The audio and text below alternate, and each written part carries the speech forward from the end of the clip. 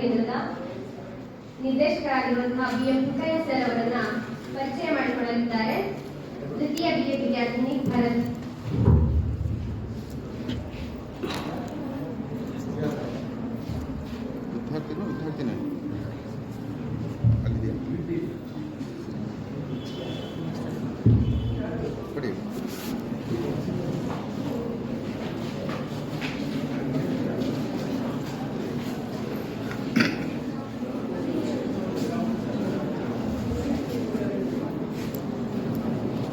Doctor BM ಪುಟ್ಟಯ್ಯನವರು ಹಿರಿಯ ಪ್ರಾಧ್ಯಾಪಕರು, ಕನ್ನಡ ಸಾಹಿತ್ಯ ಅಧ್ಯಯನ ವಿಭಾಗ, ಕನ್ನಡ ವಿಶ್ವವಿದ್ಯಾಲಯ ಹಂಪಿ.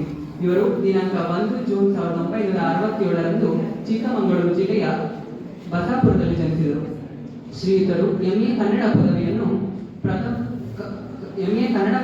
ಪ್ರಥಮ ರ್ಯಾಂಕ್ನೊಂದಿಗೆ 2 ಚಿನ್ನದ ಪದಕಗಳನ್ನು ತಮ್ಮ ಮುಡಿಗೇರಿಸಿಕೊಂಡಿದ್ದಾರೆ. ನಂತರ ವಚನಕಾರರ ಲೋಕದೃಷ್ಟಿ ಎಂಬ ವಿಷಯದ ಮೇಲೆ MA PhD ಪದವಿಯನ್ನು ಪಡೆದರು. ಕನ್ನಡ ದಲಿತ ಸಾಹಿತ್ಯ ಮತ್ತು ಪ್ರತಿ ಸಂಸ್ಕೃತಿ ಎಂಬ ವಿಷಯದ ಮೇಲೆ PhD ಪದವಿಯನ್ನು 1998ರಲ್ಲಿ ಕನ್ನಡ ವಿಶ್ವವಿದ್ಯಾಲಯ ಹಂಪಿಯಿಂದ ಪಡೆದರು. ಸಾಹಿತ್ಯ ವಿಮರ್ಶಾ, ಸಾಹಿತ್ಯ ಸಂಶೋಧನೆ, ಸಂಸ್ಕೃತಿ ಅಧ್ಯಯನ, ಶಿಕ್ಷಣ, ಆರ್ಥಿಕತೆ ಹಾಗೂ ರಾಜಕೀಯ ಅಧ್ಯಯನಗಳು, ಹೋರಾಟ ಚಳವಳಿ ಹಾಗೂ ಸಾಮಾಜಿಕ ಅಧ್ಯಯನಗಳ ಇವರ ಆಸಕ್ತಿ ಅಧ್ಯಯನ ಕ್ಷೇತ್ರಗಳಾಗಿವೆ. ಕರ್ನಾಟಕ ಕನ್ನಡ, ಸಾವಿನ ಆಚರಣೆಗಳು, ಹೊಸ ತಲೆಮಾರಿನ ಸಾಹಿತ್ಯ, ದಲಿತ ಆತ್ಮಕಥೆಗಳು, ಅಧ್ಯಯನ, ಮೈಮೇಲೆ ಬರುವ ಗಣ ಮತ್ತು ಜಮೀನ್ದಾರಿ ವ್ಯವಸ್ಥೆ ಇವುಗಳ ಕನ್ನಡ ವಿದ್ಯಾಲಯದಲ್ಲಿ ಇವರು ಸಂಶೋಧನೆಗಳನ್ನು ಯೋಜಿಸಿದ್ದಾರೆ. ಆದಿಪುರಾಣ ಸಾಂಸ್ಕೃತಿಕ ಮುಖಾಮುಖಿ, ಧರ್ಮಾಮೃತ ಸಾಂಸ್ಕೃತಿಕ ಮುಖಾಮುಖಿ, ಕದಡು ದಲಿತರು ಮತ್ತು ಭೂಮಿಯ ಪ್ರಶ್ನೆ ಇವರ ಸಂಶೋಧನಾ ಕೃತಿಗಳಾಗಿವೆ. ಇವರ ರಾಜ್ಯ ಮಟ್ಟದ ವಿಚಾರ ಸಂಕಿರಣದಲ್ಲಿ ಹಲವು ಪ್ರಬಂಧಗಳನ್ನು ಮಂಡಿಸಿದ್ದಾರೆ. 2009ರಲ್ಲಿ ನಡೆದ 73ನೇ ಅಖಿಲ ಭಾರತ ಕನ್ನಡ ಸಾಹಿತ್ಯ ಸಮ್ಮೇಳನದಲ್ಲಿ ಸಾಹಿತ್ಯ ಸೇವೆಯನ್ನು ಪರಿಗಣಿಸಿ ಸನ್ಮಾನಿಸಲಾಗಿದೆ. 2010ರಲ್ಲಿ ಚಿಕ್ಕಮಗಳೂರಿನ ಸಿರಾವಸೆಯಲ್ಲಿ ನಡೆದಿರುವ ತಾಲೂಕು ಕನ್ನಡ ಸಾಹಿತ್ಯ ಸಮ್ಮೇಳನದಲ್ಲಿ ಅಧ್ಯಕ್ಷತೆಯನ್ನು ವಹಿಸಿದ್ದರು. ನಂತರ 2012ರಲ್ಲಿ ಇವರು ಶಿಕ್ಷಣ ಸೇವೆಯನ್ನು ಪರಿಗಣಿಸಿ H. ನರಸಿಂಹ ಪ್ರಶಸ್ತಿಯನ್ನು ನೀಡಲಾಗಿದೆ. 2023ರಲ್ಲಿ ಪ್ರೊಫೆಸರ್ ಶ್ರೀ ಕೃಷ್ಣಪ್ಪ ಪ್ರಶಸ್ತಿ ನೀಡಿ ಗೌರವಿಸಲಾಗಿದೆ. ಪ್ರಸ್ತುತ ಕನ್ನಡ ಹಂಪಿ ವಿಶ್ವವಿದ್ಯಾಲಯ ಕನ್ನಡ ಸಾಹಿತ್ಯ ಅಧ್ಯಯನ ವಿಭಾಗದ ಪ್ರಾಧ್ಯಾಪಕರಾಗಿ ಕಾರ್ಯನಿರ್ವಹಿಸುತ್ತಿದ್ದಾರೆ. ಧನ್ಯವಾದಗಳು. ಹಿರಿಯರೇ ಮತ್ತು ಸ್ನೇಹಿತರೆ, ನನ್ನ ಪರಿಚಯ ಮಾಡುವಾಗ ಹೆಚ್ಚುವರಿ ಮಾಹಿತಿಗಳು ಬಂದಿರೋದ್ರಿಂದ ಅದ್ರ ಬಗ್ಗೆ ಹೆಚ್ಚು ತಲೆಕೆಡಿಸ್ಕೊಳ್ಳಲ್ಲ ನೀವು ಅಂತ ನಾನು ಭಾವಿಸ್ತೇನೆ. ಶಿವಮೊಗ್ಗದ ಸಹ್ಯಾದ್ರಿ ಕಲಾ ಕಾಲೇಜಿನ ಸಹ್ಯಾದ್ರಿ ಕಲಾ ಪರಿಷತ್ ನಾನು ಸಂತೋಷದಿಂದ ಉದ್ಘಾಟನೆ ಮಾಡಿದ್ದೀನಿ. ಈ ಕಾರ್ಯಕ್ರಮದ ಅಧ್ಯಕ್ಷತೆಯನ್ನು ವಹಿಸಿರುವಂತಹ ಡಾಕ್ಟರ್ ಸೈಯದ್ ಸನಾವುಲ್ಲಾ ಅವರೇ ಮತ್ತು ವೇದಿಕೆ ಮೇಲೆ ಇರತಕ್ಕಂಥ ಎಲ್ಲ ಅತಿಥಿಗಳೇ, ವಿದ್ಯಾರ್ಥಿನಿಯರೇ ಮತ್ತು ಅಧ್ಯಾಪಕ ಬಳಗ, ನನ್ನ ಸ್ನೇಹಿತರೆ, ಬಹುತೇಕ ಅಪರಿಚಿತರು ಮತ್ತು ನನ್ನ ಸ್ನೇಹಿತರೇ.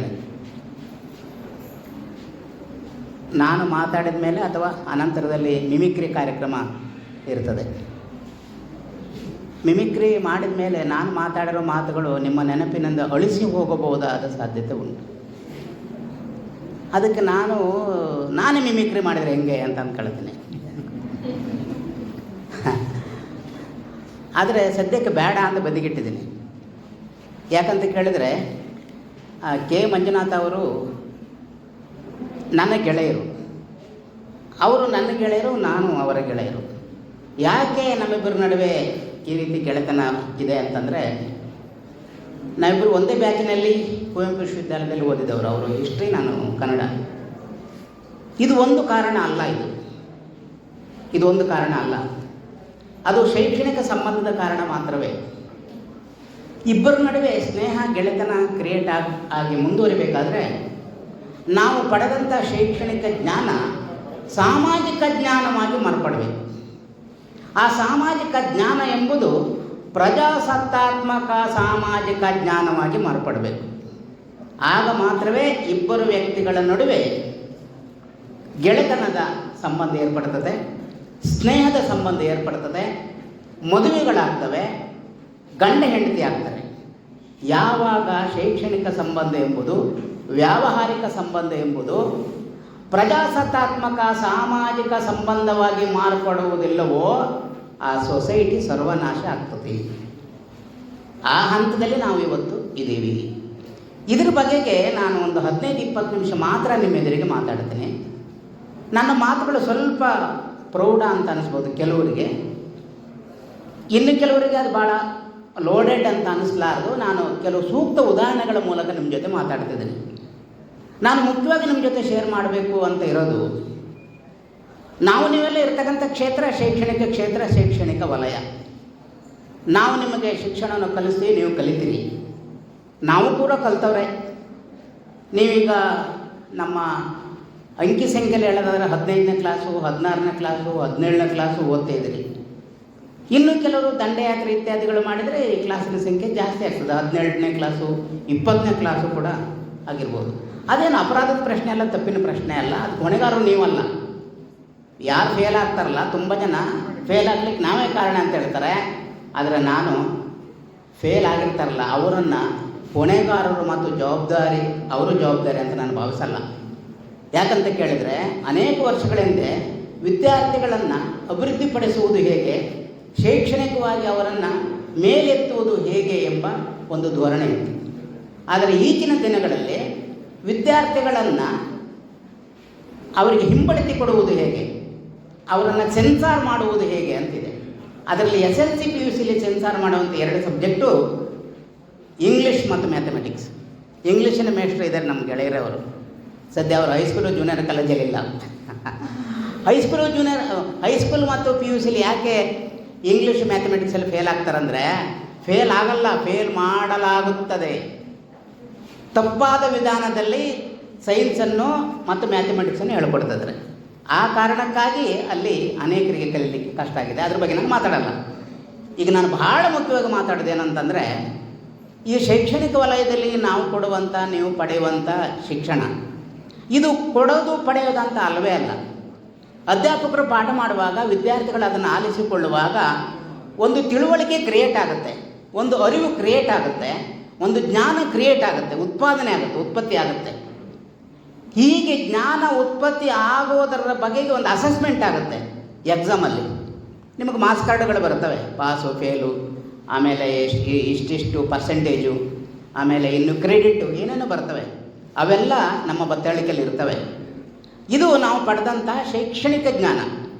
ಈ ಶೈಕ್ಷಣಿಕ ಜ್ಞಾನ ಪಡೆದಂಥ ನೀವು ಈ ಶೈಕ್ಷಣಿಕ ಜ್ಞಾನವನ್ನು ಸಾಮಾಜಿಕ ಜ್ಞಾನವನ್ನಾಗಿ ಮಾರ್ಪಡಿಸ್ಕೊಳ್ಬೇಕಾಗುತ್ತೆ. ಮಾತ್ರವೇ ಅಲ್ಲ, ಇದನ್ನು ಪ್ರಜಾಸತ್ತಾತ್ಮಕ ಸಾಮಾಜಿಕ ಜ್ಞಾನವನ್ನಾಗಿ ಮಾರ್ಪಡಿಸ್ಕೊಳ್ಬೇಕಾಗತ್ತೆ. ನಿರ್ದಿಷ್ಟವಾಗಿ 70ರ ದಶಕದಲ್ಲಿ 80ರ ದಶಕದಲ್ಲಿ ಕರ್ನಾಟಕದಲ್ಲಿ, ಭಾರತದಲ್ಲಿ, ಎಂಟೈರ್ ಸೌತ್ ಈಸ್ಟ್ ಏಷ್ಯಾದಲ್ಲಿ ಅದುವರೆಗೆ ಶಿಕ್ಷಣವನ್ನು ಕಲಿಯದ ತಲೆಮಾರಿನವರು ಶಿಕ್ಷಣ ಕಲಿಯಲಿಕ್ಕೆ ಪ್ರವೇಶ ಪಡೆದಾಗ ಅವರು ಪಡೆದಂಥ ಶಿಕ್ಷಣವನ್ನು ಅವರು ಸಾಮಾಜಿಕ ಅರಿವನ್ನಾಗಿ, ಸಾಮಾಜಿಕ ತಿಳುವಳಿಕೆಯನ್ನಾಗಿ ಮತ್ತು ಪ್ರಜಾಸತ್ತಾತ್ಮಕ ಸಾಮಾಜಿಕ ತಿಳುವಳಿಕೆಯನ್ನಾಗಿ ಮಾರ್ಪಡಿಸಿಕೊಂಡರು. ಆ ಕಾರಣಕ್ಕೆ ಕರ್ನಾಟಕದಲ್ಲಿ, ಭಾರತದಲ್ಲಿ, ಸೌತ್ ಈಸ್ಟ್ ಏಷ್ಯಾದಲ್ಲಿ ಮಹಿಳೆಯರ ನೆಲೆಯಿಂದ, ರೈತಾಪಿ ನೆಲೆಯಿಂದ, ಆದಿವಾಸಿಗಳ ನೆಲೆಯಿಂದ, ದಲಿತರ ನೆಲೆಯಿಂದ ಬಹಳ ದೊಡ್ಡ ಹೋರಾಟಗಳು ಬಂದು. ನೀವು MA ಓದುವಂಥವ್ರು, ಕನ್ನಡ MA ಓದುವಂಥವ್ರು ಇದ್ದರೆ ದಲಿತ್ ಲಿಟ್ರೇಚರ್ ಅಂತ ಬರ್ತದೆ. ಆ ದಲಿತ್ ಲಿಟ್ರೇಚರು ಸೃಷ್ಟಿಯಾಗಿದ್ದು ಕರ್ನಾಟಕ ದಲಿತ ಸಂಘರ್ಷ ಸಮಿತಿಯ ಹೋರಾಟದ ಪ್ರಭಾವದಿಂದ. ಹಾಗೆ ಕರ್ನಾಟಕದಲ್ಲಿ ದಲಿತ ಸಂಘರ್ಷ ಸಮಿತಿಯನ್ನು ಕಟ್ಟಿ ಬೆಳೆಸಿದಂಥವರು, ಅವರು ಹುಟ್ಟಿದ ಹರಿಹರ, ಬಟ್ ವೃತ್ತಿ ಮಾಡಿದ್ದಿಲ್ಲೇನೆ ಶಿವಮೊಗ್ಗ ಜಿಲ್ಲೆ ವ್ಯಾಪ್ತಿಯಲ್ಲಿ ಭದ್ರಾವತಿ ಸರೋಮಿ ಸೈನ್ಸ್ ಕಾಲೇಜಲ್ಲಿ, ಬೊಮ್ಮನಕಟ್ಟ ಕಾಲೇಜಲ್ಲಿ ಪ್ರೊಫೆಸರ್ B. ಕೃಷ್ಣಪ್ಪ. ನಮಗೆ ಮಾರ್ಟಿನ್ ಲೂಥರ್ ಕಿಂಗ್ ಗೊತ್ತು, ಅಲೆಕ್ಸಾಂಡರ್ ಗೊತ್ತು, ಇನ್ಯಾರೋ ಶೇಕ್ಸ್ಪಿಯರ್ ಗೊತ್ತನ್ನಂಗಿದ್ರೆ B. ಕೃಷ್ಣಪ್ಪ ಗೊತ್ತಿಲ್ಲ ಅಂದರೆ ನೀವು ಪಡೆದಂಥ ಶೈಕ್ಷಣಿಕ ಜ್ಞಾನ ಸಾಮಾಜಿಕ ಜ್ಞಾನವಾಗಿ ಮಾರ್ಪಟ್ಟಿಲ್ಲ ಅಂತ. 70-80ರ ದಶಕದಲ್ಲಿ ಯಾವಾಗ ಕೆಳಜಾತಿಗಳು, ಕೆಳವರ್ಗಗಳು, ಮಹಿಳೆಯರು ಪಡೆದಂಥ ಈ ಶೈಕ್ಷಣಿಕ ಜ್ಞಾನ ಸಾಮಾಜಿಕ ಜ್ಞಾನ ಆಯಿತು, ಆಳುವ ಜನರಿಗೆ ಭಯ ಶುರುವಾಯಿತು. ಅದಕ್ಕೆ ಏನು ಮಾಡಿದರು, 1992ನೇ ಇಸವಿಯ ಅನಂತರದಲ್ಲಿ ಇಡೀ ಶೈಕ್ಷಣಿಕ ವಲಯವನ್ನು ಅನುತ್ಪಾದಕ ಕ್ಷೇತ್ರ ಅಂತ ಹೇಳ್ಬಿಟ್ರು. ಏನು ಉತ್ಪಾದನೆ ಆಗಲ್ಲ ಇಲ್ಲಿ. ಏನು ಉತ್ಪಾದನೆ ಆಗುತ್ತೆ? ಒಂದು ಕಾರ್ಖಾನೆಗೆ ಅದೆಷ್ಟೋ ಕೋಟಿ ಇನ್ವೆಸ್ಟ್ ಮಾಡಿದರೆ ಲಾಭ ತಂದು ಕೊಡುತ್ತೆ. ಒಂದು ಕಂಪ್ನಿಗೆ ಅದೆಷ್ಟೋ ಕೋಟಿ ರೊಕ್ಕ ಹಾಕಿದರೆ ಇನ್ನೆಷ್ಟೋ ಲಾಭ ತಂದು ಕೊಡುತ್ತೆ. ಶಿಕ್ಷಣಕ್ಕೆ ಹಾಕೋದ್ರದ್ದು ಏನು ಲಾಭ ಬರ್ತದೆ? ಏನೂ ಲಾಭ ಬರಲ್ಲ. ಅಂದರೆ ಪ್ರಭುತ್ವ, ಆಳುವ ವರ್ಗ ಲಾಭವನ್ನು ಲೆಕ್ಕ ಹಾಕ್ತಿರೋದು ಹಣಕಾಸಿನಲ್ಲಿ ಮಾತ್ರವೇ. ಹಾಗಾದರೆ ಶಿಕ್ಷಣ ಏನು ಉತ್ಪಾದನೆ ಮಾಡುತ್ತೆ? ಶಿಕ್ಷಣ ಜೀವನ ಮೌಲ್ಯವನ್ನು ಉತ್ಪಾದನೆ ಮಾಡುತ್ತೆ. ಶಿಕ್ಷಣ ಸಾಮಾಜಿಕ ಮೌಲ್ಯವನ್ನು ಉತ್ಪಾದನೆ ಮಾಡುತ್ತೆ. ಶಿಕ್ಷಣ ಸಾಮಾಜಿಕ ಅರಿವನ್ನು ಉತ್ಪಾದನೆ ಮಾಡುತ್ತೆ. ಶಿಕ್ಷಣ ಸಾಮಾಜಿಕ ಜಾಗೃತಿಯನ್ನು ಉತ್ಪಾದನೆ ಮಾಡುತ್ತೆ. ಶಿಕ್ಷಣ ಸಾಮಾಜಿಕ ವಿವೇಕವನ್ನು ಉತ್ಪಾದನೆ ಮಾಡುತ್ತೆ. ಇವನ್ನು ಅಳತೆ ಮಾಡಲಿಕ್ಕೆ ಪ್ಯಾರಾಮೀಟರ್ಗಳಿಲ್ಲ, ಇದಕ್ಕೆ ಮಾರ್ಕ್ಸ್ ಕಾರ್ಡ್ಗಳಿಲ್ಲ, ಇದಕ್ಕೆ ಅಂಕಪಟ್ಟಿ ಇಲ್ಲ, ಇದಕ್ಕೆ ಕ್ರೆಡಿಟ್ ಇಲ್ಲ. ಈ ಕಾರಣಕ್ಕಾಗಿ ಕಣ್ಣಿಗೆ ಕಾಣದೇ ಇರುವ ನಮ್ಮ ಅರಿವಿಗೆ ನೇರವಾಗಿ ಮೂರ್ತ ರೂಪದಲ್ಲಿ ಭಾರತದಲ್ಲಿ ಇರತಕ್ಕಂಥ ಬಹಳ ದೊಡ್ಡ ಮೌಲ್ಯವನ್ನು ಶಿಕ್ಷಣ ಕ್ಷೇತ್ರ ಉತ್ಪಾದನೆ ಮಾಡ್ತಾ ಇದ್ರೂ ಕೂಡ ಆಳುವ ವರ್ಗದ ಅವಗಾಹನೆ, ಅವರ ಅವಲೋಕನ ಏನಾಗಿದೆ ಅಂದರೆ ಇದು ಅನುತ್ಪಾದಕ ಕ್ಷೇತ್ರ. ಭಾರತದಲ್ಲಿ ಶಿಕ್ಷಣವನ್ನು ಅನುತ್ಪಾದಕ ಕ್ಷೇತ್ರ ಅಂತ ಬ್ರ್ಯಾಂಡ್ ಮಾಡಿ 30 ವರ್ಷ ಆಗೋಯಿತು. ಹಾಗಿದ್ರೆ ಏನಾಗಿದೆ ಪರಿಸ್ಥಿತಿ? ನಾವು ಕಲಿಸುವಂಥ ಶಿಕ್ಷಣ, ನೀವು ಕಲಿತಂಥ ಶಿಕ್ಷಣ ತರಗತಿ ಒಳಗೆ ಮತ್ತು ತರಗತಿ ಹೊರಗೆ ಉತ್ಪತ್ತಿ ಆಗ್ತಕ್ಕಂಥ ಮೌಲ್ಯಗಳು ಎಲ್ಲಿವರೆಗೆ ಹೋಗಿದ್ದಾವೆ ಅಂತಂದರೆ ನಮಗೂ ನಿಮಗೆಲ್ಲ ಗೊತ್ತು. ಇವತ್ತು ಯಾವುದರ ಸಂಖ್ಯೆ ಜಾಸ್ತಿ ಆಗ್ತದೆ, ರಸ್ತೆ, ರೋಡು, ಬಿಲ್ಡಿಂಗು, ಆಸ್ಪತ್ರೆ, ಇನ್ನೊಂದರ ಸಂಖ್ಯೆ ಜಾಸ್ತಿ ಆಗ್ತಿದೆ. ಇದು ಮಾನವ ಲೋಕದ ಅಧಃಪತನದ ಬಹಳ ದೊಡ್ಡ ಸೂಚನೆ. ವೃದ್ಧಾಶ್ರಮಗಳು. ಯಾವ ಸಮಾಜದಲ್ಲಿ ಬಹಳ ದೊಡ್ಡ ಪ್ರಮಾಣದಲ್ಲಿ ವೃದ್ಧಾಶ್ರಮಗಳು ಸೃಷ್ಟಿಯಾಗ್ತವೋ ಆ ಸಮಾಜದಲ್ಲಿ ಮನುಷ್ಯರು ಬದುಕಿದ್ದಾರೆ ಅಂತ ಹೇಳಲಿಕ್ಕೆ ಬರೋದಿಲ್ಲ. ಮನುಷ್ಯರಿದ್ದರೂ ಮಾನವೀಯ ಸಂಬಂಧ ಇದೆ ಅಂತ ಹೇಳೋಕ್ಕಾಗಲ್ಲ. ಅದಕ್ಕಾಗಿ ನಾವು ನಿಮಗೆ ಕೊಡ್ತಕ್ಕಂಥ ಶಿಕ್ಷಣ, ನೀವು ಪಡೆತಕ್ಕಂಥ ಶಿಕ್ಷಣದಲ್ಲಿ ಸಾಮಾಜಿಕ ಜ್ಞಾನ ಆಗುವ ಬದಲು ಅದು ವ್ಯಾವಹಾರಿಕ ಜ್ಞಾನವಾಗಿ, ವಾಣಿಜ್ಯಕ್ಕಾಗಿ, ವ್ಯಾಪಾರಕ್ಕಾಗಿ ಅದು ಬಳಕೆ ಆಗ್ತಾಯಿದೆ. ನಾನು ಒಂದು ಉದಾಹರಣೆ ಹೇಳ್ತೀನಿ. ಏನು ಉದಾಹರಣೆ ಅಂತಂದರೆ, ಹೈಸ್ಕೂಲಲ್ಲೇ ಇತ್ತು ನಮಗೆ ಸರಳ ಬಡ್ಡಿಯ ಸೂತ್ರ. ಸರಳ ಬಡ್ಡಿ ಕಂಡುಹಿಡಿದು ಹೇಗಂತ. ಮೋಸ್ಟ್ಲಿ ನಮಗೆ ನಿಮಗೆಲ್ಲ ಅದು ಕಷ್ಟ ಆಗಿದ್ದ ಕಾರಣಕ್ಕಾಗಿ ನಾವು ಆರ್ಟ್ಸಿಗೆ ಬಂದಿರ್ತೀವಿ. ಆರ್ಟ್ಸ್ ಓದಲಿಕ್ಕೆ ಸರಳ ಬಡ್ಡಿ ಸೂತ್ರ ಏನು ಹೇಳ್ತದೆ ಅಂದರೆ A=P/100. ಏನು ಹೇಳ್ಕೊಟ್ವಿ ಸರಳ ಬಡ್ಡಿ ಸೂತ್ರದಲ್ಲಿ? ಒಬ್ಬನು ಮತ್ತೊಬ್ಬನಿಗೆ ಸಾಲ ಕೊಡ್ತಾನೆ. 1 ವರ್ಷಕ್ಕೆ 100 ರೂಪಾಯಿಗೆ ಇಷ್ಟು ಬಡ್ಡಿ. 2 ವರ್ಷ ಆದಮೇಲೆ ಅವನಿಗೆ ವಾಪಸ್ ಕೊಡ್ತಾನೆ ಅಸಲು ಬಡ್ಡಿ ಸಮೇತ. ಸಾಲ ಕೊಟ್ಟವನಿಗೆ ಎಷ್ಟು ಲಾಭ ಬಂತು ಅಂತ ಹೇಳ್ಕೊಟ್ರು ನಮಗೆ ಸರಳ ಬಡ್ಡಿ ಸೂತ್ರದಲ್ಲಿ. ಸಾಲ ಕೊಟ್ಟಿರ್ತಾನಲ್ಲ ಅವನಿಗೆ ಎಷ್ಟು ಲಾಭ ಬಂತು ಅಂತ ಹೇಳ್ಕೊಟ್ರೆ ಹೊರತು ಸಾಲ ಪಡೆದವನಿಗೆ ಎಷ್ಟು ನಷ್ಟ ಆಯಿತು ಅಂತ ಹೇಳ್ಕೊಡ್ಲಿಲ್ಲ. ಇದು ಯಾವ ಮ್ಯಾಥಮೆಟಿಕ್ಸ್ ಹೇಳಿ? ಇದನ್ನು ನಾವು ನಿಮ್ಗೆ ಕಲಿಸ್ತಿರೋದು, ನೀವು ಕಲಿತಿರೋದು. ಇವತ್ತು ಬನ್ನಿ, ಹಳ್ಳಿಗಳಿಗೆ ಬನ್ನಿ, ನೋಡಿ. ನೀವೆಲ್ಲ ಹಳ್ಳಿಯವರು ಇರ್ತೀರಿ. ಧರ್ಮಸ್ಥಳ ಸಂಘಕ್ಕೆ ದುಡ್ಡು ಕಟ್ಟಬೇಕು, ಸ್ತ್ರೀ ಶಕ್ತಿ ಸಂಘಕ್ಕೆ ದುಡ್ಡು ಕಟ್ಟಬೇಕು, ಮಹಿಳಾ ಸಂಘಕ್ಕೆ ದುಡ್ಡು ಕಟ್ಟಬೇಕು, ಸಾಲ ಕಟ್ಟಬೇಕು. ಆ ಸಾಲದಲ್ಲಿ ಅಲ್ಪ ಸ್ವಲ್ಪ ಉಳಿಸಿ ನಿಮಗೆ ಆಂಡ್ರಾಯ್ಡ್ ಮೊಬೈಲ್ ಕೊಡಿಸ್ಬೇಕು, ಅದಕ್ಕೆ ಕರೆನ್ಸಿ ಹಾಕ್ಸ್ಬೇಕು, ಅದಕ್ಕೆ ಪವರ್ ಬ್ಯಾಂಕ್ ಕೊಡಿಸ್ಬೇಕು, ಅದಕ್ಕೆ ಎಂಥದ್ದು ಚಾರ್ಜರ್ ಕೊಡಿಸ್ಬೇಕು. ಒಂದಲ್ಲ ಎರಡಲ್ಲ. ಎಲ್ಲಿವರೆಗೆ ಹೋಗಿದೆ ಸ್ಥಿತಿ ಅಂದರೆ, ನಾವು ಕೊಡ್ತಕ್ಕಂಥ, ನೀವು ಪಡೆಯತಕ್ಕಂಥ ಶೈಕ್ಷಣಿಕ ಜ್ಞಾನ ಸಾಮಾಜಿಕ ಜ್ಞಾನವಾಗಿ ಮಾರ್ಪಡುವ ಬದಲು ಅದು ವಾಣಿಜ್ಯ ಮತ್ತು ವ್ಯಾಪಾರಕ್ಕೆ ಲಾಭ ತರುವುದು ಹೇಗೆ ಎಂಬ ರೀತಿಯಲ್ಲಿ ಬೆಳವಣಿಗೆ ಆಗ್ತಾ ಇದೆ. ಅಷ್ಟು ಮಾತ್ರವಲ್ಲ, ಬಯಾಲಜಿ ಓದ್ತೀರಿ ಹೆಣ್ಮಕ್ಳಿದ್ದೀರಿ ಬಹುತೇಕ. ಇಲ್ಲಿ ಭಾರತದ ಮತ್ತು ಕರ್ನಾಟಕದ ಅನೇಕ ಸಮುದಾಯಗಳಲ್ಲಿ ಋತುಮತಿಯಾದ ಹೆಣ್ಣುಮಕ್ಕಳನ್ನು 5 ದಿವಸ, 7 ದಿವಸ, ಕೆಲವು ಸಮುದಾಯಗಳಲ್ಲಿ 1 ತಿಂಗಳವರೆಗೆ ಮನೆಗಳು ಇರತಕ್ಕಂಥ ಊರಿನಿಂದ, ಮನೆಗಳಿರ್ತಕ್ಕಂಥ ಹಾಡಿಯಿಂದ ಹೊರಗೆ ಸಪ್ರೇಟ್ ಇಡ್ತಾರೆ. ಬಯಾಲಜಿಯಿಂದ ಏನು ಕಲ್ತೀವಿ? ಹಾಗಾದ್ರೆ ನಾವು ಏನು ಕಲ್ತೀವಿ? ನಾವು ಬಯಾಲಜಿಯಿಂದ ಕಲ್ತದ್ದು ಸೈನ್ಸು, ವೈಜ್ಞಾನಿಕ ತಿಳುವಳಿಕೆ. ಈ ವೈಜ್ಞಾನಿಕ ತಿಳುವಳಿಕೆನ ಸಾಮಾಜಿಕ ತಿಳುವಳಿಕೆಯಾಗಿ ಮಾರ್ಪಡಿಸ್ತಿಲ್ಲ. ಯಾಕೆ ಹೆಣ್ಣುಮಕ್ಕಳು? ನಾವು ಹೆಣ್ಮಕ್ಳನ್ನ ಟಾರ್ಗೆಟ್ ಮಾಡ್ತಾ ಇಲ್ಲ. ಬಯಾಲಜಿ ಪಾಠ ಮಾಡಿದಂಥ ಟೀಚರ್ ಅವರ ಸಾಮಾಜಿಕ ಹೊಣೆಗಾರಿಕೆ ಏನು? 100ಕ್ಕೆ 100 ಮಾರ್ಕ್ಸ್ ಬಂದುಬಿಟ್ರೆ ಸಾಕ? ಅಷ್ಟು ಮಾತ್ರ ಅಲ್ಲ, ಇವತ್ತು ಕೂಡ ಹೆಣ್ಣುಮಕ್ಕಳು ಮುಟ್ಟಾದಾಗ 3 ದಿವಸ ಹೊರಗಿರಬೇಕು. ಇದು ಪದ್ಧತಿ, ಇದು ಕಂಡೀಷನ್, ಇದು ನಿಷೇಧ. ತಿಂಗಳಿಗೆ 3 ದಿವಸ ಹೊರಗಿದ್ರೆ 12 ತಿಂಗಳಿಗೆ 12 3ಲಿ 36 ದಿವಸ ಹೊರಗಿದ್ದಂಗೆ. 36 ದಿವಸ ಹೊರಗಿಟ್ರಂದರೆ ಅವರ ಉತ್ಪಾದನಾ ಚಟುವಟಿಕೆಗಳು ಏನಾಗುತ್ತೆ? ಅದಕ್ಕಿಂತ ಹೆಚ್ಚಾಗಿ ನಾವು ಗಮನಿಸಬೇಕು. ಋತುಮತಿಯಾದ ಹೆಣ್ಮಕ್ಕಳನ್ನು, ಮುಟ್ಟಾದ ಹೆಣ್ಮಕ್ಕಳನ್ನು ಅವಮಾನದಿಂದ ನೋಡಲಾಗುತ್ತದೆ. ಅವರು ಮೈಲಿಗೆ ಆಗಿದ್ದಾರೆ ಅಂತ ಪರಿಗಣಿಸುತ್ತಾರೆ. ಡಾಕ್ಟರ್ ಬಾಬಾ ಸಾಹೇಬ್ ಅಂಬೇಡ್ಕರ್ ಅವರು ಹೇಳ್ತಾರೆ, ನಮ್ಮ ಶಿಕ್ಷಣ, ಕಲಿಸುವ ಶಿಕ್ಷಣ, ಪಡೆಯುವ ಶಿಕ್ಷಣ, ಕೊಡುವ ಶಿಕ್ಷಣ ಹೇಗಿರ್ಬೇಕಂತ ಹೇಳಿದ್ರೆ ಅದು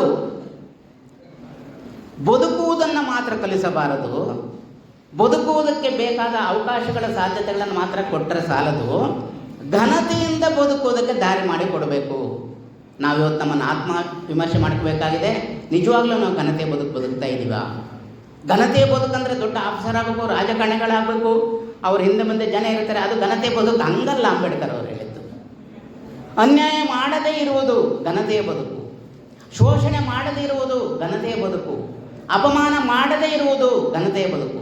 ಶೋಷಣೆ ಮಾಡೋದು ಘನತೆಯ ಬದುಕಲ್ಲ, ಅಪಮಾನ ಮಾಡೋದು ಘನತೆಯ ಬದುಕಲ್ಲ, ಅಪಮಾನ ಮಾಡುವುದು ಘನತೆಯ ಬದುಕಲ್ಲ. ಹಾಗಿದ್ದರೆ ನಾವು ತರಗತಿಯ ಒಳಗಾಗಲಿ ತರಗತಿಯ ಹೊರಗಾಗಲಿ ಯೋಚನೆ ಮಾಡಬೇಕಾಗಿದ್ದು, ನಾವು ಎಷ್ಟು ಮಾರ್ಕ್ಸ್ ತೆಗಿತೀವಿ, ಎಂಥ ಹುದ್ದೆಗೆ ಹೋಗ್ತೀವಿ, ಅಧಿಕಾರಿಗಳಾಗ್ತೀವ,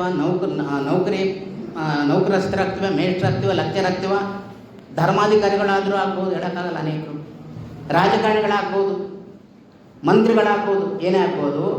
ಆದರೆ ಆರೋಗ್ಯಕರವಾದ ಸಮಾಜ ನಿರ್ಮಾಣಕ್ಕೆ ಬೇಕಾಗಿರ್ತಕ್ಕಂಥದ್ದು ಏನು ಅಂತಂದರೆ ಘನತೆಯಿಂದ ಬದುಕುವುದು ಹೇಗೆ. ನಾವು ಪ್ರತಿಯೊಬ್ಬರು ಯೋಚನೆ ಮಾಡೋಣ.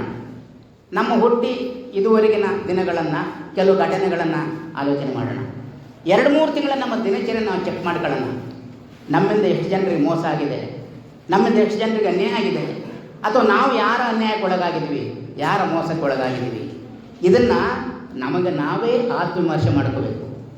ಇವತ್ತು ತಿಳುವಳಿಕೆಗಾಗಿ ನೀವು ಆಂಡ್ರಾಯ್ಡ್ ಮೊಬೈಲ್ ಇದ್ದರೆ ಯೂಟ್ಯೂಬಿಗೆ ಹೋಗ್ತೀರಿ, ಗೂಗಲಿಗೆ ಹೋಗ್ತೀರಿ, ಟಿ ವಿಗಳಿಗೆ ಹೋಗ್ತೀರಿ, ಪ್ರಿಂಟೆಡ್ ಮೀಡಿಯಾದ ಇನ್ಯಾವುದೋ ಪತ್ರಿಕೆಗಳಿಗೆ ಹೋಗ್ತೀರಿ.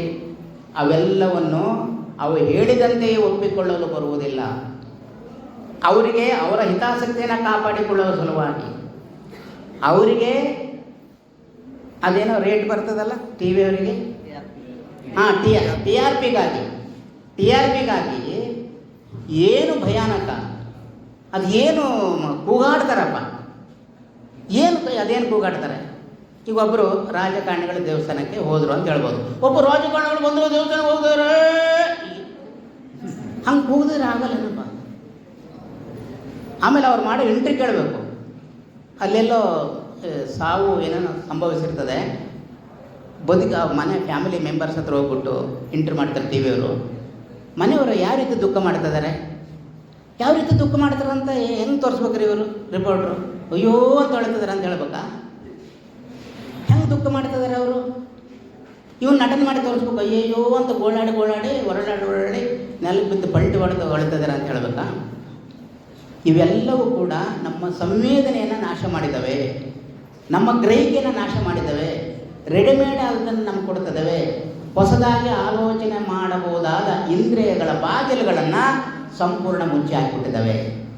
ಹಾಗಾಗಿ ನಾವು ಪಠ್ಯಕ್ರಮದ ಮೂಲಕ ತರಗತಿಯ ಒಳಗೆ ಮತ್ತು ತರಗತಿಯ ಹೊರಗೆ ನಮ್ಮ ಇಂದ್ರಿಯಗಳನ್ನು ಓಪನ್ ಮಾಡ್ಕೋಬೇಕಾಗುತ್ತೆ. ಸ್ವಲ್ಪ ನಮ್ಮ ಪಂಚೇಂದ್ರಿಯಗಳನ್ನ ಓಪನ್ ಮಾಡ್ಕೊಂಡ್ರೆ ನಮಗೆ ಜಗತ್ತು ಬೇರೆ ರೀತಿಯಲ್ಲಿ ಕಾಣುತ್ತೆ. ಒಂದು ಹಾಡಿರ್ಬೋದು, ಒಂದು ಡ್ಯಾನ್ಸ್ ಇರ್ಬೋದು, ಏನೇ ಇರ್ಬೋದು.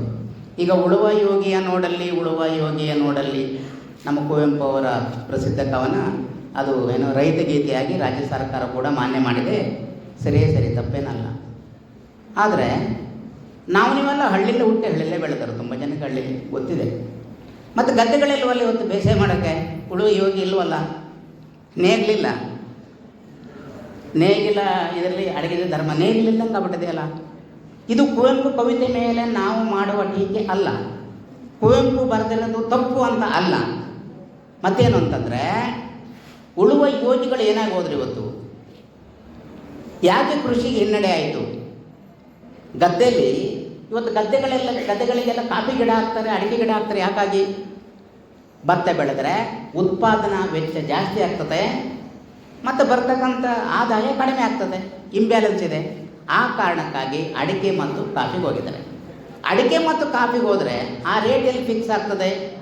ಶಿವಮೊಗ್ಗದಲ್ಲ, ಬೆಂಗಳೂರಲ್ಲ. ಇವನ್ ಮೆಣಸು, ಅಡಿಕೆ, ಕಾಫಿ, ಮೆಣಸು, ಇದರ ರೇಟು ಫಿಕ್ಸ್ ಆಗೋದು ಇಂಟರ್ನ್ಯಾಷನಲ್ ಮಾರ್ಕೆಟಲ್ಲಿ. ಇಂಟರ್ನ್ಯಾಷನಲ್ ಮಾರ್ಕೆಟ್ ಜೊತೆ ನಾವು ಒದ್ದಾಡಬೇಕು. ಆದರೆ ಇಂಡಿಪೆಂಡೆಂಟ್ ದೇಶ ಇದು, ಭಾರತ ದೇಶ ಸ್ವತಂತ್ರವಾದ ದೇಶ. ಆದರೆ ನಮ್ಮ ರೈತ ಬೆಳೆದಂಥ ಒಂದು ಮೆಣಸು, ಪೆಪ್ಪರ್, 1 ಕೆ ಜಿ ಕಾಫಿ ಬೀಜ, 1 ಕೆ ಜಿ ಭತ್ತ, 1 ಕೆ ಜಿ ಅಡಿಕೆಗೆ ರೇಟ್ ಫಿಕ್ಸ್ ಮಾಡೋದು ಮಾತ್ರ ವರ್ಲ್ಡ್ ಮಾರ್ಕೆಟಿನ ಮ್ಯಾನೇಜ್ಮೆಂಟ್ ಮಾಡ್ತಾರಲ್ಲ ಅವರು. ಹಾಗಾದರೆ ನಮ್ಮ ರೈತರ ಸ್ಥಿತಿ ಏನಾಯಿತು? ಅಗ್ರಿಕಲ್ಚರ್ ಏನಾಯಿತು? ಅಡಿಕೆ ಬೆಳೆ ಏನಾಯಿತು? ಮೆಣಸಿನ ಬೆಳೆ ಏನಾಯಿತು? ಎಲ್ಲಿವರೆಗೆ ಹೋಗಿದೆ ಜೀವನ? ಇದು ನಮ್ಮ ಪಂಚೇಂದ್ರಿಯಗಳನ್ನು ಓಪನ್ ಮಾಡ್ಕೊಂಡ್ರೆ ಗೊತ್ತಾಗುತ್ತೆ. ಬರೀ ಯೂಟ್ಯೂಬ್ ನೋಡಿದ್ರೆ ಗೊತ್ತಾಗಲ್ಲ. ಬರೀ ಆಂಡ್ರಾಯ್ಡ್ ಮೊಬೈಲ್ ತಗೊಂಡು ಆ ಕಡೆ ಈ ಕಡೆ ಓದ್ತಿದ್ರೆ ಸಾಲದು. ಜೀವನವನ್ನು ಕಣ್ಬಿಟ್ಟು ನೋಡಿದ್ರೆ ಹಾಲಿನ ರೇಟ್ ಜಾಸ್ತಿ ಆಯಿತು. ಅದ್ರ ಬಗೆಗೆ ಸರಿಯೋ ತಪ್ಪೋ ನೀವು ಆಲೋಚನೆ ಮಾಡಬೇಕು. ನಾನು ನಿರ್ದೇಶನ ಕೊಡಲಾರೆ. ಯಾರಿಗೆ ನಷ್ಟ, ಯಾರಿಗೆ ಲಾಭ? ಪೆಟ್ರೋಲ್ ರೇಟ್ ಜಾಸ್ತಿ ಆಗುತ್ತೆ, ಯಾರಿಗೆ ಲಾಭ, ಯಾರಿಗೆ ನಷ್ಟ? ಇದನ್ನು ಆಲೋಚನೆ ಮಾಡದೇ ಇದ್ದರೆ ನಮ್ಮ ಪಠ್ಯಪುಸ್ತಕಗಳಿಂದ ರ್ಯಾಂಕ್ ಬರ್ಬೋದು, ಗೋಲ್ಡ್ ಮೆಡಲಿಸ್ಟ್ ಆಗ್ಬೋದು, ನೌಕರಿ ಪಡಿಬೋದು. ನೌಕರಿ ಪಡೆದವರೆಲ್ಲರೂ ಘನತೆಯ ಬದುಕ್ತಿದ್ದಾರೆ ಅಂತ ನಾನು ಭಾವಿಸಲಾರೆ. ಎಲ್ಲ ಅಧಿಕಾರಿಗಳು ಘನತೆಯ ಬದುಕ್ತಿದ್ದಾರೆ ಅಂತ ನಾನು ಭಾವಿಸಲಾರೆ. ನಾನು ಆಗಲೇ ಹೇಳಿದ್ದೀನಿ, ಘನತೆಯ ಬದುಕು ಅಂತಂದರೆ ಇನ್ನೊಬ್ಬರ ಅನ್ಯಾಯಕ್ಕೆ ಒಳಗಾಗಬಾರ್ದು, ನಾವು ಕೂಡ ಇನ್ನೊಬ್ಬರಿಗೆ ಅನ್ಯಾಯ ಮಾಡಬಾರ್ದು. ನಾವು ಇನ್ನೊಬ್ಬರ ಮೋಸಕ್ಕೆ ಒಳಗಾಗಬಾರ್ದು, ನಾವು ಕೂಡ ಮೋಸ ಮಾಡಬಾರ್ದು. ಇದನ್ನು ಭಾರತ ದೇಶದಲ್ಲಿ ಬುದ್ಧ ಕಲ್ಪನೆ ಮಾಡಿದ್ದಾನೆ, ಆಸೆಪಟ್ಟಿದ್ದು. ಬಸವಣ್ಣ ಆಸೆಪಟ್ಟಿದ್ದು ಇದನ್ನೇ. ಸ್ವಾಮಿ ವಿವೇಕಾನಂದರು ಪ್ರತಿಪಾದನೆ ಮಾಡಿದ್ದಾನೆ. ಕುವೆಂಪು ಅವರು ಪ್ರತಿಪಾದನೆ ಮಾಡಿದ್ದು ಇದನ್ನೇ. ಕನಕದಾಸ ಹೇಳಿದ್ದು ಇದನ್ನೇ. ಡಾಕ್ಟರ್ ಬಾಬಾ ಸಾಹೇಬ್ ಅಂಬೇಡ್ಕರ್ ಅವರು ಹೇಳಿದ್ದು ಇದನ್ನೇ. ನಿಮ್ಮಲ್ಲಿ ಪೊಲಿಟಿಕಲ್ ಸೈನ್ಸ್ MA ಇರಬೇಕು ಅಂತ ಕಾಣಿಸ್ತದೆ ಅಲ್ವಾ ಸರ್? Political science MA. ನಾನು ಪೊಲಿಟಿಕಲ್ ಸೈನ್ಸ್ನ ವಿದ್ಯಾರ್ಥಿ ಅಲ್ಲ, ನಾನು ಲಿಟ್ರೇಚರ್ ಸ್ಟೂಡೆಂಟ್. ನಿಮ್ಮಲ್ಲಿ ಪೊಲಿಟಿಕಲ್ ಸೈನ್ಸ್ನ ವಿದ್ಯಾರ್ಥಿಗಳಾಗಿದ್ದರೆ, ಇಂಡಿಯನ್ ಕಾನ್ಸ್ಟಿಟ್ಯೂಷನ್ ನಿಮ್ಮ ಸಿಲೆಬಸ್ಸಲ್ಲಿ ಇದ್ದರೆ ಅಥವಾ ಇಲ್ಲದೇ ಇದ್ದರೆ ದಯವಿಟ್ಟು ಇಂಡಿಯನ್ ಕಾನ್ಸ್ಟಿಟ್ಯೂಷನ್ ಓದಿ. ಇಂಡಿಯನ್ ಕಾನ್ಸ್ಟಿಟ್ಯೂಷನ್ ನಿಮಗೆ ಅಂಗೈ ಮೇಲೆ ಸಿಗುತ್ತೆ. ಗೂಗಲ್ ಆಂಡ್ರಾಯ್ಡ್ನ ಬಳಸ್ತೀರಿ, PDF ಹೋಗಿ ಇಂಡಿಯನ್ ಕಾನ್ಸ್ಟಿಟ್ಯೂಷನ್ ಅಂತ ಕೊಡಿ, ಕನ್ನಡ ವರ್ಷನ್ ಇಂಗ್ಲೀಷ್ ವರ್ಷನ್ ಸಿಗುತ್ತೆ. ಪ್ರಿಯಾಂಬಲ್ ಓದಿ. ಕರ್ನಾಟಕ ಸರ್ಕಾರ ಅದನ್ನು ಓದಿಸುವ ಒಂದು ಸುತ್ತೋಲೆನ ಆದೇಶ ಮಾಡಿಸಿದೆ, ಅದು ಸರಿಯೇ ಸರಿ. ನನಗೆ ಇಂಡಿಯನ್ ಕಾನ್ಸ್ಟಿಟ್ಯೂಷನ್ ಭಾಳ ಮುಖ್ಯವಾಗಿ ಕಂಡಂಥ ಭಾಗ ರಾಜ್ಯ ನೀತಿಯ ನಿರ್ದೇಶಕ ತತ್ವಗಳು. Indian constitution article number 36 to 51, 36ರಿಂದ 51ರವರೆಗಿನ ಅನುಚ್ಛೇದಗಳಿದ್ದಾವಲ್ಲ, ಅದು ಈ ದೇಶವನ್ನು ಕಟ್ಟುವುದು ಹೇಗೆ, ಸಂಸ್ಕೃತಿಯನ್ನು ಕಟ್ಟುವುದು ಹೇಗೆ, ಮಾನವೀಯ ಸಂಬಂಧಗಳನ್ನು ಕಟ್ಟುವುದು ಹೇಗೆ, ಕಾಡು ಪ್ರಾಣಿಗಳನ್ನು ಪ್ರೀತಿಸುವುದು, ಗೌರವಿಸುವುದು, ಅವುಗಳಿಗೂ ಕೂಡ ಬದುಕುವ ಹಕ್ಕನ್ನು ಕೊಡುವುದು ಹೇಗೆ, ನದಿಯನ್ನು ಉಳಿಸುವುದು ಹೇಗೆ, ಕಾಪಾಡುವುದು ಹೇಗೆ, ಮರಳನ್ನು ಉಳಿಸುವುದು ಹೇಗೆ, ಕಾಪಾಡುವುದು ಹೇಗೆ, ಅರಣ್ಯಗಳನ್ನು ಉಳಿಸುವುದು ಹೇಗೆ, ರಕ್ಷಣೆ ಮಾಡುವುದು ಹೇಗೆ, ಎಲ್ಲ ಆರ್ಟಿಕಲ್ಸ್ ಇರೋದು Indian constitution article number 36 to 51. ದಯವಿಟ್ಟು ಆ ಭಾಗವನ್ನು ನೀವು ಒಮ್ಮೆ ಓದಿ. ಅದು ಕಾಫಿ ಕುಡಿಯೋ ಟೈಮಲ್ಲಿ, ಟೀ ಕುಡಿಯೋ ಟೈಮಲ್ಲಿ ನೀವು ಓದಿ ಮುಗಿಸ್ಬೋದು. ಆದರೆ ಇಂಡಿಯಾದ ದುರಂತ ಏನಾಯಿತು ಅಂತ ಕೇಳಿದರೆ, ಇಂಡಿಯಾಕ್ಕೆ ಪವರ್ ಚೇಂಜ್ ಆಯಿತು, ಕರಿಯರಿಂದ ಬೆಳೆಯೋರಿಗೆ ಅಧಿಕಾರ ಬಂತು, ಇಂಡಿಯನ್ ಕಾನ್ಸ್ಟಿಟ್ಯೂಷನ್ ಬಂತು. ಈಗ 75 ವರ್ಷ ಕಳೆದೋಯ್ತು.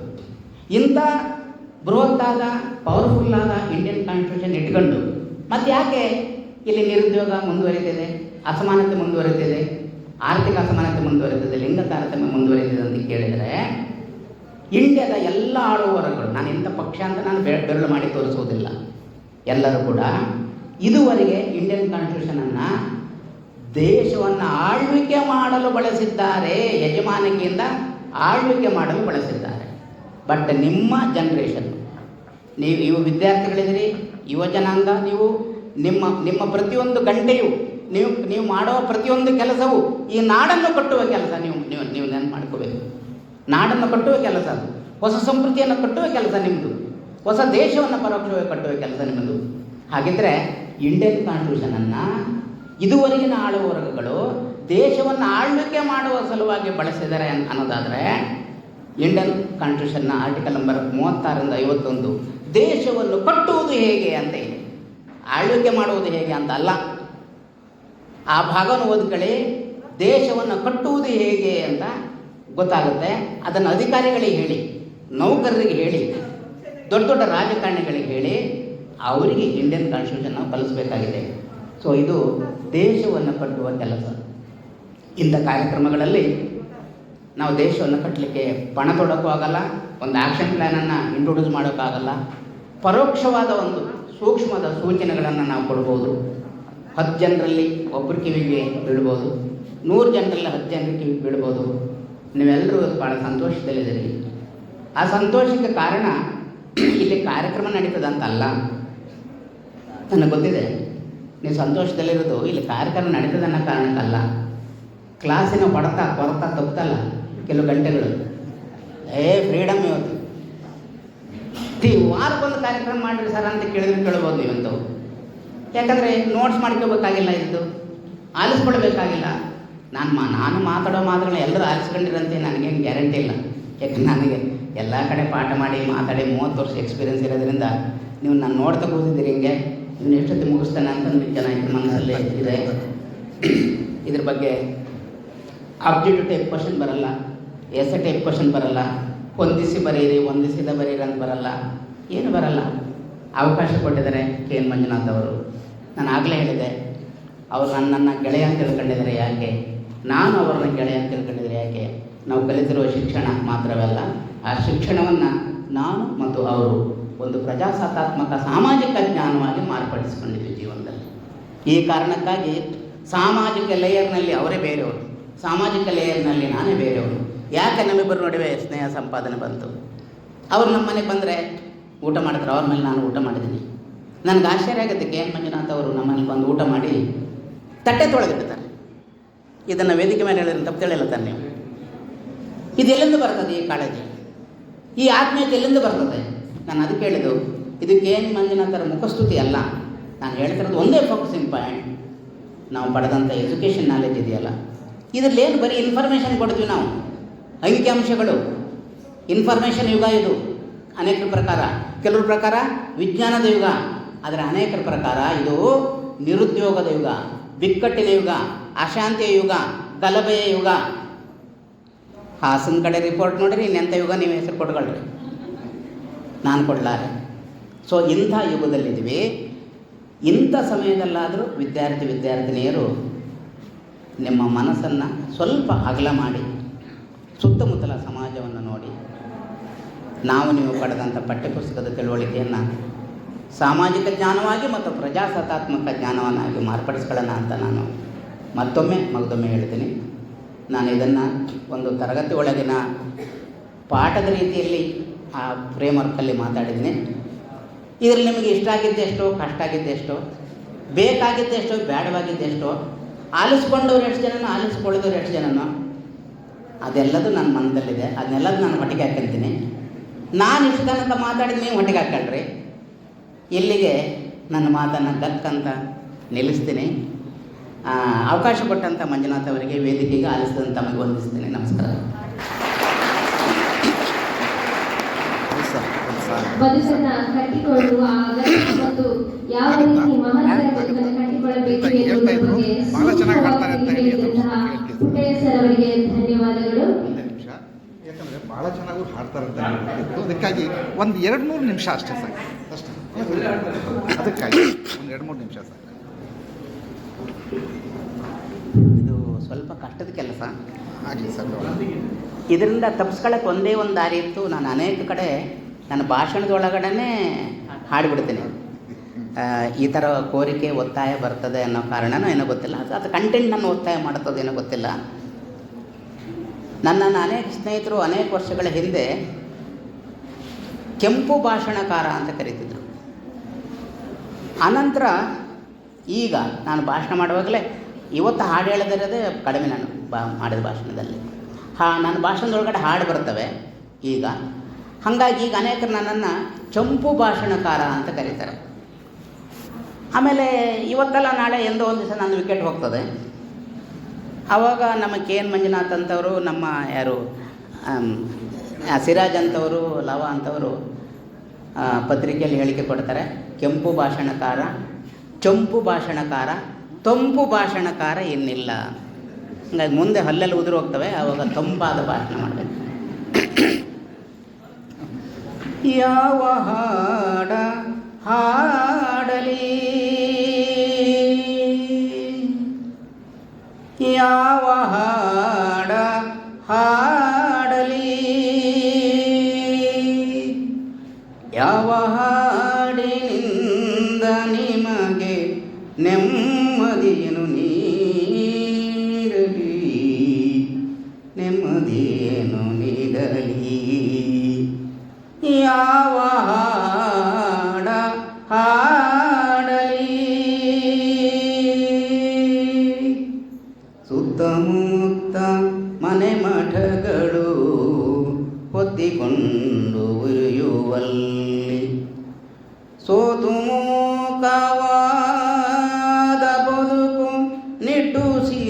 ತೇಲುವಲ್ಲಿ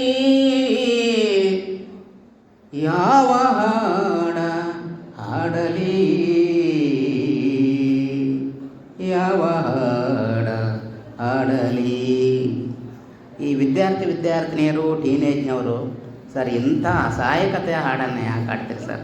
ಸ್ವಲ್ಪ ಉತ್ಸಾಹ, ಲವಲವಿಕೆ, ನಮ್ಮ ಟೀನೇಜಿನ ಭಾವನೆಗಳನ್ನು ಪರಿಗಣಿಸಿ ಅಂಥ ಒಂದು ಹಾಡಿದ್ರೆ ಹಾಡಿ. ಇವೆಲ್ಲ ಬೇಡ ಸರ್ ನಮಗೆ. ವಯಸ್ಸಾದ್ಮೇಲೆ ನಿಮಗೆ ವಯಸ್ಸಾದ್ಮೇಲೆ ಇಂಥ ಹಾಡನ್ನು ಹೇಳ್ಬೋದು. ಹಾಡೋದು ಬಿಟ್ಟು ತುಂಬ ದಿವಸ ಆಗಿರೋದ್ರಿಂದ ಕೆಲವು ವಸ್ತುಗಳಿಗೆ ಧೂಳು ಹಿಡಿರ್ತಾವಲ್ಲ, ಧೂಳೆಲ್ಲ ಹಿಡಿದ್ಬಿಟ್ಟಿದ್ದು ಗಂಟ್ಲಿಗೆ.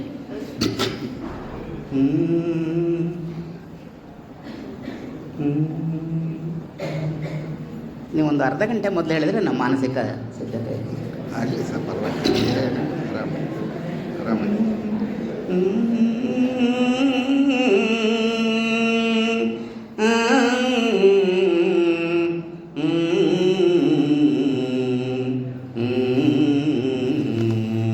ಇದು ಟೀನೇಜಿಗೆ ಸಂಬಂಧಪಟ್ಟಿದ್ದು. ಮೊದಲು ಹೇಳಿದ್ದನ್ನು ಈ ಹಾಡು ಕೇಳಿದ ಮೇಲೆ ಮರಿಬೋದು. ನಮ್ಮಂಥರ ಸಂಬಂಧಪಟ್ಟಿದ್ದು ಅದು ಮೊದಲು ಹೇಳಿದ್ದು. ನಮ್ಮಂಥವರು ನಮ್ಮ ಸಿರಾಜ್ ಅಂಥವ್ರಿಗೆ ಸಂಬಂಧಪಟ್ಟಿದ್ದು. ಈಗ ಪ್ಯೂರ್ಲಿ ನಿಮಗೆ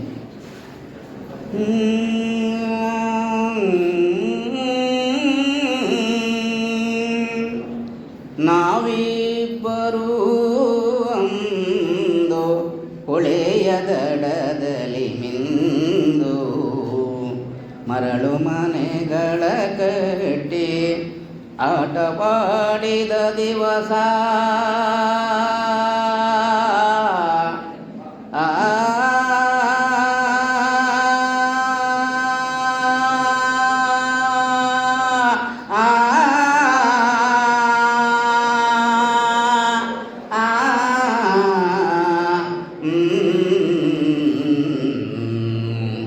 ಮುಂಗಾರು ಮಳೆ ಹೊಯ್ದು ನಾವಿಬ್ಬರೂ ತೊಯ್ದು, ಮುಂಗಾರು ಮಳೆ ಹೊಯ್ದು ನಾವಿಬ್ಬರೂ ತೊಯ್ದು ನಿಂತಾಗ ಮರಳ ಮನೆ ಕೊಚ್ಚಿ ಹೋದ ದಿವಸ. ಸ್ವಲ್ಪ ಸಾಲುಗಳು ಆ ಕಡೆ ಮೆಮೊರಿ ಬೋರ್ ಬರೋದು. ನೆನಪಿದೆ ನಿನಗೆ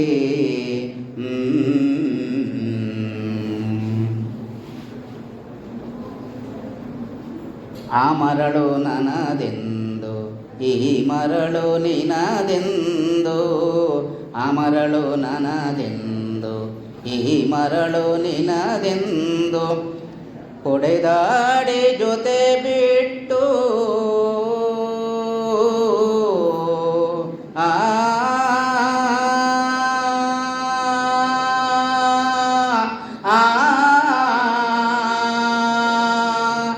ಹೊಡೆದಾಡಿ ಜೊತೆ ಬಿಟ್ಟು ಹಾಡಿ ಕುಣಿದ ದಿವಸ.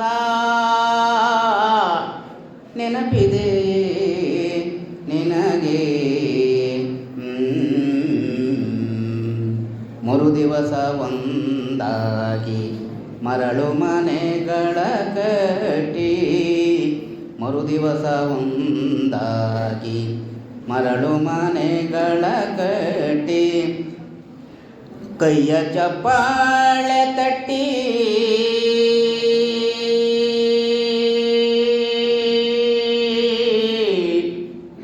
ಆ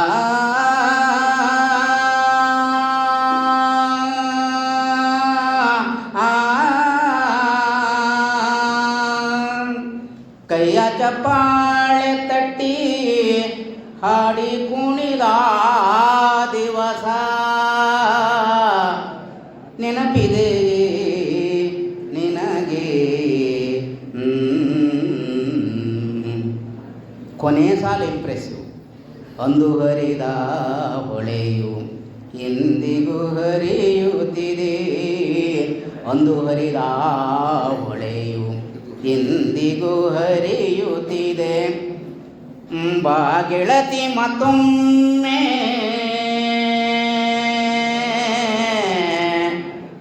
ಆ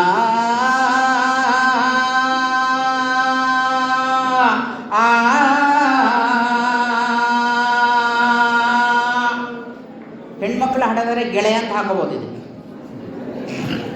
ಬಾ ಗೆಳತಿ ಮತ್ತೊಮ್ಮೆ, ಬಾ ಗೆಳತಿ, ಬಾ ಗೆಳತಿ, ಬಾ ಗೆಳತಿ ಮತ್ತೊಮ್ಮೆ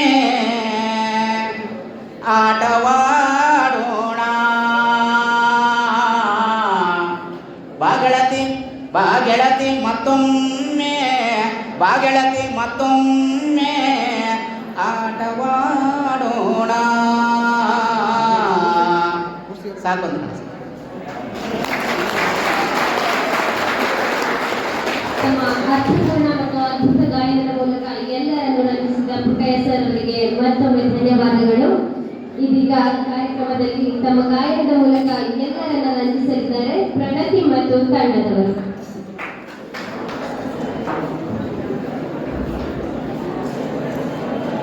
ಕೊಡಿ, ಅನೌನ್ಸ್ ಮಾಡಿ, ಕೊಡಿ, ಯಾರು ಎದ್ದಪ್ಪ ಮಾಡಿದೆ ಅಂತ ಹೇಳಿ ಅನೌನ್ಸ್ ಮಾಡಿ.